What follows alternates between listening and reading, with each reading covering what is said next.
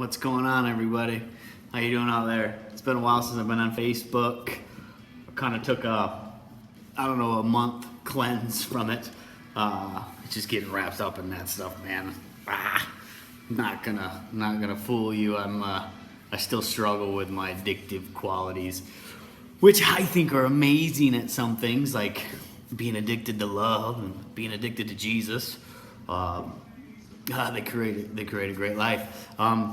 And so I'm getting on here today because I've had my little month break, and I miss talking to everybody out there. I miss expressing the goodness of Jesus that's pouring all over my life. I did want to talk about something really quick. First of all, waking up in the morning isn't always easy. I mean, I'm happy, right? I have an amazing wife, an amazing daughter, a baby boy on the way, a great job. I have all these blessings in my life, all these friends. Yet some mornings I wake up and I feel like I'm pathetic. I feel that, remember that feeling? I mean, some of you are probably still in it. That feeling of always feeling pathetic. That feeling of always feeling hurt. That feeling of always being angry. Of always wondering if this was ever going to end. Always wondering what was going on out there. Wondering why you had a hard time looking in the mirror. Always having this scowl on my face. Right? Always having those things, man. Well, it's been 10 years. It's been 10 years since I've gotten high. It's been 10 years since I've drank, smoked cigarettes, whatever. It's been 10 years since I've known Jesus. Since he's removed those from me. In the last 10 years, man, I've grown a lot as a person. Grown a lot as a young man. And one of the things I've learned is that because I know truth doesn't mean that my truth is always existent. In other words, because I know I'm a child of God, because I know I'm holy, because I know you're holy, because I know you're righteous, because I know that you're good, because I know that God loves you, doesn't always mean that's what we do. Sometimes I feel like God doesn't love me still. Like sometimes, like I said, I wake up in the morning and I'm like, how could you? How could you love me? Like, how could you even think about loving me? And then sometimes I wake up in the morning and I have this like heavy weight of like, you're nothing, you're pathetic, just give it up, quit your job, just lay in bed. Like, just lay in bed. How many of you all have just laid in bed? Like literally just been like, I can't live. I'm just gonna lay here. Maybe I'll die in my sleep today and be lucky. It's on those days. It's on those days that I'm reminded that I still have to fight like heaven to get the hell out of me. It's on those days that I have to fight for the faith that's been given me. It's on those days that I wake up and I have to realize that that's a lie.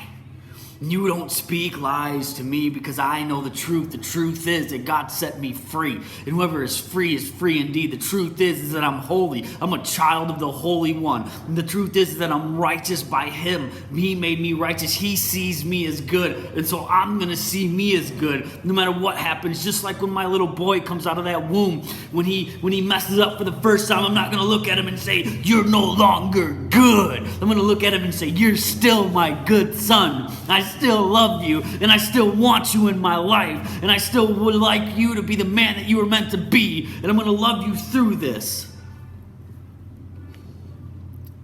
Tomorrow we're getting together. We're going to hang out at New Life Recovery. New Life Recovery is a program that we put together. I don't want to say it's a program you do. It's just a place to come and hang out. It's just a place that we show you, if you've never experienced Jesus, what He does for us in our lives and how He helps us. It's a place where, okay, so like last week, Chad and Holly, his wife, got together, and they had like one of the most amazing times ever. Just sitting there with like 20 people around a circle, and they were just talking about the goodness of God in their lives and how He's helped them through this recovery process. And all the men were just sitting there asking questions. All the people, even the women, were sitting there just asking questions. You know what I mean? Trying to get to know what it's like for their wives when they're hurting them.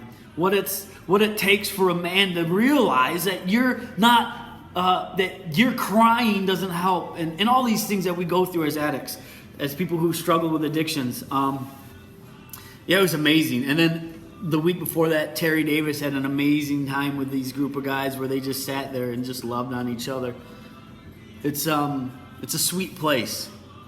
It's a sweet place where you can make friends and you can learn the truth about who you are and have people fight for you with love. And so I invite you out to come and just hang out, get to know us, and let us get to know you. If you don't want to come, that's okay. Jesus will meet you wherever you're at. You met me when I was down in Jacksonville, Florida, smoking crack.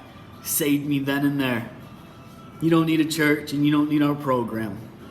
I'm telling you, He will come into your life and He will change your heart.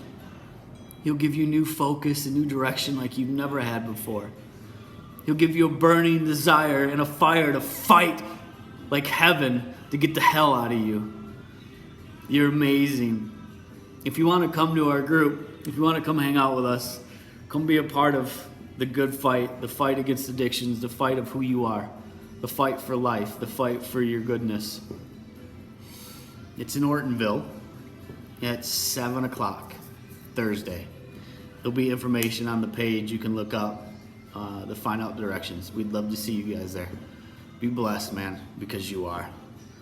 You're so amazing. Jesus. I love you guys. You're so awesome. Bye.